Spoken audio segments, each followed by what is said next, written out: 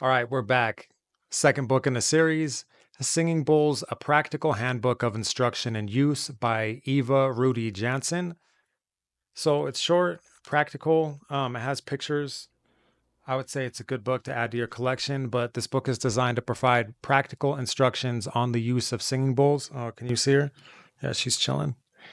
Yeah, so practical instructions on the use of singing bowls and to help readers find the bowl that is right for them. It is a reprint edition indicating that edits and additions have been made.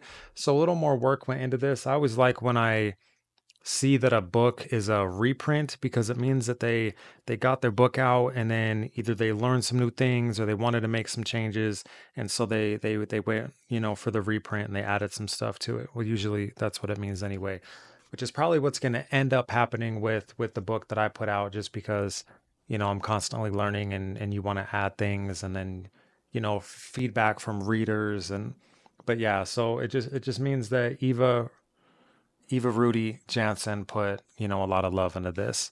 Um, it came out in 2002. So, we're just finding this book in 2024. So it's been out for a while. She's been in the field putting in the work for a while. So, some first impressions. I like the feel. I like the art to it. You can clearly tell who the author is, and the authors put a lot of love into it. The book goes over shamanism. It discusses the author's teacher. So, the author of this book had a teacher and how they learned. It provides personal experiences of what she went through. It talks about how singing bowls were once kind of a secret and how monks would claim that they were just food dishes if certain people asked about them.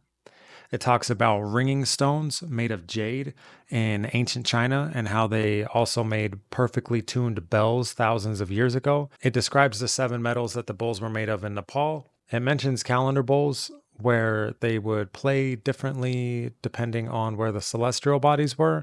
It covers the history of even temperament tuning. It provides guidance on how to pick a bowl, discusses ways to find your bowl, instructions on how to play metal bowls.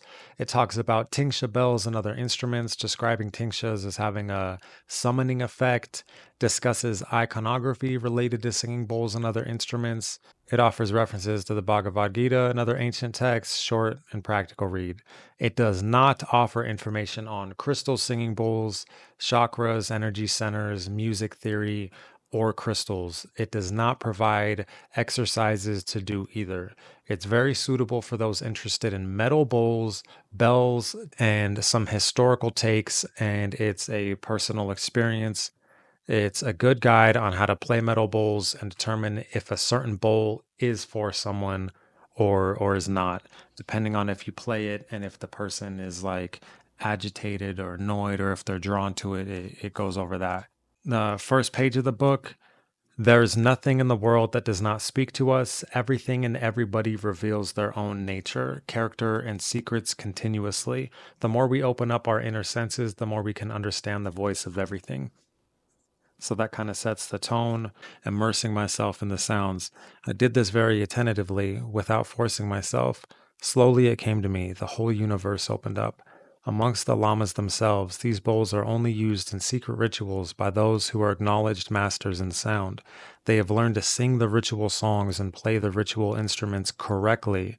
So it does talk about the importance of being able to play the bowls, right? Nowadays, everybody has access to the bowls and can just play them, and how it really used to be like a sacred thing, right? Sound is a very healing tool, or, a dangerous weapon. Talks about water in bowls, sounds and shape, natural harmonies. Yeah, like I said, shamanism and brain waves. Shows you how to play the metal bowls. If you add water to the bowls. One thing I also like about this book is in the conclusion area, it does sources, and it just gives a bunch more information on different sources and where all of this was collected, other things you can read. And then in the back, it goes over some different books. So we have our sound acronym that we go over here. So S for scope. I would say 5 out of 10. It's very niche and doesn't go into extreme detail, but it does well on what it covers. So, originality, 10 out of 10. The personal experience, the stories. The book does actually talk about like real characters and the journey that, she went on. It's her journey and it was all learned from firsthand experience. So, I'd say that that's extremely original. As far as useful, I would say 5 out of 10 or 10 out of 10, depending on your niche. I don't personally really use metal bowls at this time of my life, but if your focus is on bells, metal bowls, and helping people find a metal bowl and telling some ancient stories and having some facts there about different monks and stuff, shamanism and celestial bodies, then this book could really be for you. But if you're dealing with like crystal bowls and music theory and stuff, this book isn't going to help you at all. Narrative, I'd say 8 out of 10. I was never lost. I wasn't like super excited, but it was engaging enough. Not really thrilling though. I wasn't like, but it's a good book and it was informative.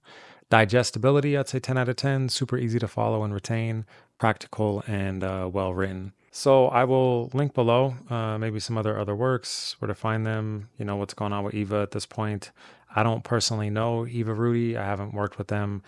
I don't know what they're up to these days. I go into everything blind. If I do know the person or whatever, I'll let you know. So that's this one. Thank you guys.